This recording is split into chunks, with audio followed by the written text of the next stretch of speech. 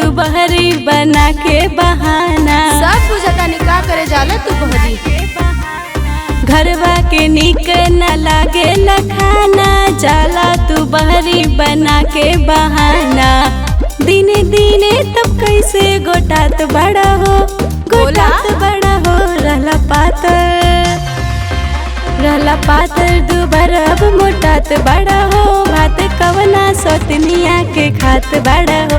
रहला पातर दुबर अब मोटात बड़ा हो। भात कवना सतनिया के खात बड़ा हो। बता भी दा कौने सौतीन के हाथे खाताड़ा।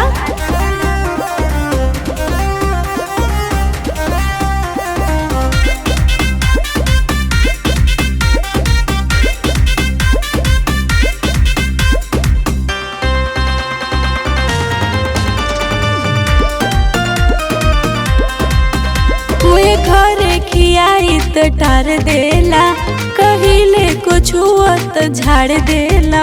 दूसरे के फेरे में रहेला ना। कवना विटामिन के रहेला कमी, कर देता राजा पूरा कर दी हामी। तू तो बड़ा करे जे का काट बड़ा हो, काट बड़ा हो। रहला पातर दुबर अब मोटात बड़ा हो। भात कवना सतनिया के खात बड़ा हो। रहला पातर दुबर अब मोटात बड़ा हो। भात कवना सतनिया के खात बड़ा हो।